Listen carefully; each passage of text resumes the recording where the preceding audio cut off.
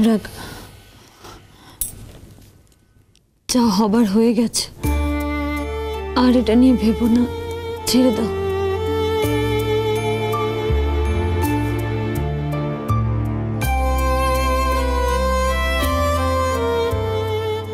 আমি জানি মেঘলা, আমি জানি যেটা ঘটে গেছে সেটা আমি চেঞ্জ করতে পারবো না, তবু সে কারণে আমি তোমার সঙ্গে যে দুর্ব্যবহারটা করেছি সেটা আমার করা উচিত ছিল না মেঘলা। দিনের পর দিন নানান ঘটনায় কোন একজন তৃতীয় ব্যক্তি বা তৃতীয় শক্তির কারণে আমি তোমাকে যেভাবে ভুল বুঝেছি, আমি যেভাবে নিজেদের মধ্যে দূরত্ব বাড়তে দিয়েছি সেটা আমার উচিত ছিল না। তুমি বিশ্বাস করো, আমি আজকে তোমাকে প্রমিস করছি মেঘলা, আমি এরপর থেকে আর কোনোদিনও কোনো তৃতীয় ব্যক্তির কারণে নিজেদের মধ্যে দূরত্ব বাড়তে দেব না। তুমি এই পৃথিবীতে আমার কাছে আমার সব থেকে ইম্পর্টেন্ট মানুষ মেঘলা, আমার সব থেকে বড় অ্যাসেট। তোমাকে আমি হারাতে চাই না মেঘলা, আমি তোমাকে সত্যি হারাতে চাই না। হারানোর কথা কেন উঠছ অনুরাগ? আমি জানি না মেঘলা, আমার না কয়েকদিন ধরে নিজেকে খুব খুব খুব দোষী মনে হচ্ছে। একটা অদ্ভুত ইনসিকিউরিটি কাজ করছে আমার মধ্যে। সেদিনকে কিন্তু আমি সত্যি তোমাকে হাত তুলতে চাইনি, আমার সেটা ভুল হয়েছে মেঘলা। অতগুলো লোকের মাঝখানে তোমার গায়ে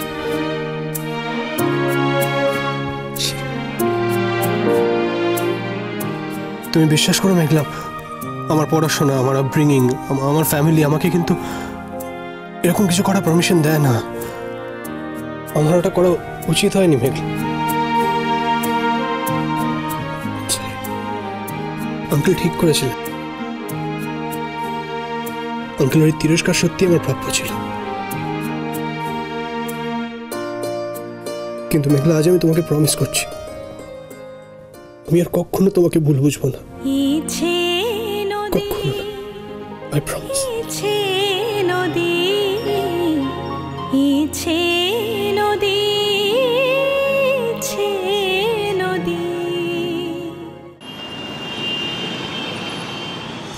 আমি তাতানের ভালো জেঠি বলছি। ও হ্যাঁ, নমস্কার, বলুন। না, বলছিলাম যে সেদিন তো আপনি ফিরে গিয়ে আর ফোন করলেন না, আমরা একটু চিন্তা করছিলাম, অনেক রাত্রির বেলা গেলেন তো। না না, ওই অত রাত হলো বলেই আর আমি আপনাদের বিব্রত করতে চাইনি। ভালোভাবেই পৌঁছেছি, ফোন করার জন্য ধন্যবাদ। হ্যাঁ, অবশ্যই একমাত্র সেই কথাটা বলার জন্যই যে ফোনটা করছি তা নয়, আপনার সঙ্গে অন্য আরেকটাও কথা ছিল। আমার সঙ্গে কথা? হ্যাঁ, বলি আসলে আমার স্বামী অগ্নি দুদিনের জন্য একটু চেন্নাই গেছে একটা সার্জারিতে, তো এই কথাটা ওরই আপনাকে জানানোর ছিল আর কি। কিন্তু যেহেতু ও থাকছে না, একটু বাইরে যেতে হলো, তাই জন্য আমাকে বলে গেছে আপনাকে কথাটা জানাবার জন্য। কি হয়েছে বলুন তো? নতুন কোনো সমস্যা নাকি?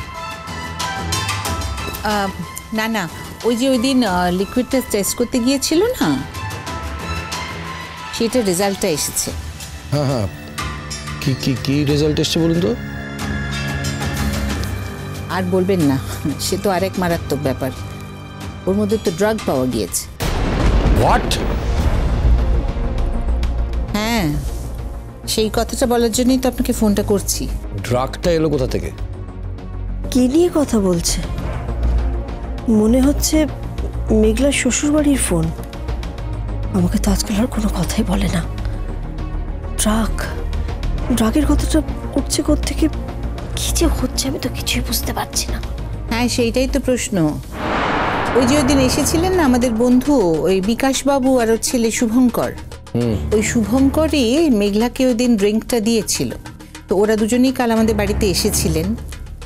শুভঙ্কর তো বেচারি একেবারে লজ্জায় মুখ দেখাতে পারছে না, এত অপরাধ বোধে ভুগছে। আসলে ওই তো ড্রিঙ্কটা সার্ভ করেছিল মেঘলাকে, কিন্তু ওর পক্ষে এটা করা একেবারেই অসম্ভব, ও এরকম কিছু করতেই পারে না। তাই মনে হচ্ছে যে অন্য কোথাও থেকে একটা গন্ডগোল হয়েছে, জানেন? অন্য কোথাও থেকে মানে? আমরা যেটা আলোচনা করে বুঝলাম সেটা হচ্ছে যে ড্রাগ মেশানো কোল্ড ড্রিঙ্ক তো ওখানে কেউ রাখতে যাবে না, আর রাখলেও মেঘলা যে সেই বটলটা তুলেই খাবে বা ওকে সেই বটলটা থেকেও কেউ দেবে সেটাও তো সম্ভব নয়। আর শুভঙ্কর ওই ধরনের ছেলেই নয়, ওর পক্ষে এরকম ধরনের একটা কাজ করা জাস্ট অসম্ভব। আর দেখুন সেদিন তো অনেকেই সেখানে এসেছিলেন, মানে ডক্টরসদের অন্যান্য বন্ধু বান্ধবরাও তো ছিলেন, তাই জন্যে কেউ হয়তো বাইরে থেকে ওটা মিশিয়ে এনেছিল, সে হয়তো নেশা টেশা করে, মিশিয়ে বটলটা এনেছিলেন সেরকম। তাই এক্স্যাক্টলি কি হয়েছে সেটা ঠিক বোঝা যাচ্ছে না। খটকাটা তাহলে তো রয়েই গেল। না, আমার কিন্তু কোনো খটকা লাগছে না জানেন, ইনফ্যাক্ট আমাদের বাড়ির কারোরই কোনো খটকা লাগছে না, এটা খুব নর্মালি হয়েছে। আর ইনসিডেন্টালি ওই বটলটা থেকেই শুভঙ্কর ওকে ড্রিঙ্কটা দিয়েছিল, সেই থেকেই গন্ডগোলটা। দেখুন, ব্যাপারটা যদি এতটাই সহজ হতো তাহলে তো একরকমের কথা ছিল, কিন্তু অতগুলো মানুষের সামনে আমার মেয়েকেই নিগৃহীত হতে হয়েছে। তা আমার মেয়ের এই নিগ্রহ তো আমি এত সহজে গ্রহণ করতে পারবো না।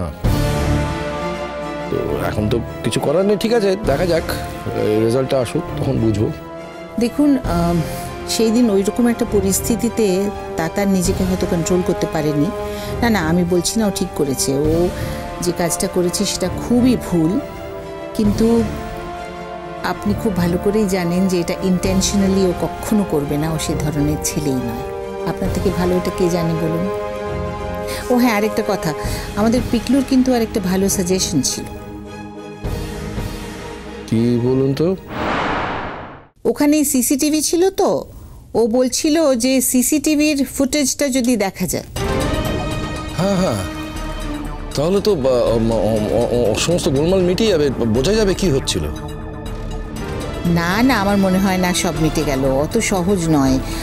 দেখুন, কেউ যদি বাইরে থেকে ওটা মিশিয়ে এনে থাকে তাহলে তো ওটা ধরা পড়বে না। না, সেটা যেমন পড়বে না, তেমনি আবার একই সঙ্গে সঙ্গে তো এটাও বোঝা যাবে যে ঘরের ভেতরেই ঘটনাটা ঘটেনি, কিংবা ঘরের ভেতরে যদি আদৌ ঘটে থাকে তাহলে সেটা কেউ ঘটিয়েছে কিনা। এইগুলো সবই তো সিসিটিভি ফুটেজে ধরা পড়বে। কে দেখাবে আমাদের, মানে কে দেখবে? পিকলু কি নিজেই যাচ্ছে দেখতে? হ্যাঁ, ও তো একটু পাগল টাইপের ছেলে আছে, আপনি জানেন তো। ও আজকালের মধ্যেই বিকাশবাবুকে ধরে ঠিক দেখে আসবে ব্যাপারটা, আমার যা মনে হয়। ভাগ্যিস কেউ এখনো পাগল আছে। যাকে যদি কেউ জানা যায় তাহলে কিন্তু আমাকে জানাবেন। হ্যাঁ, নিশ্চয়ই জানাবো আপনাকে, আপনি একদম নিশ্চিন্ত থাকুন। তবে খুব একটা কিছু জানা যাবে বলে মনে হয় না, জানেন। Anyway, what ever it be, আপনাকে নিশ্চয়ই জানাবো। ঠিক আছে, রাখি তাহলে। ওকে।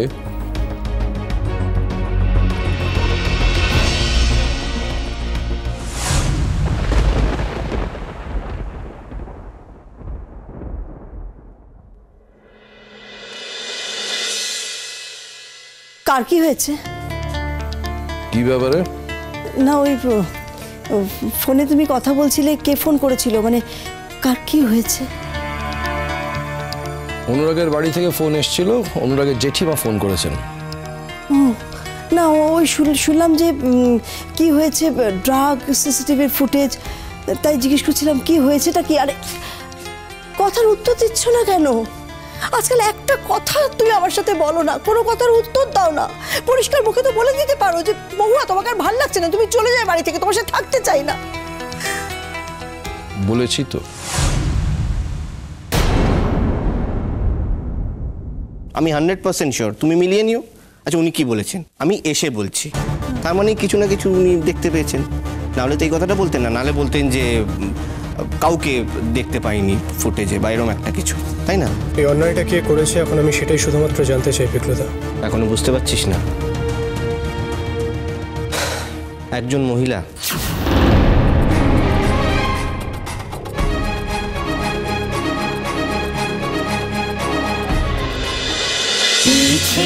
নদী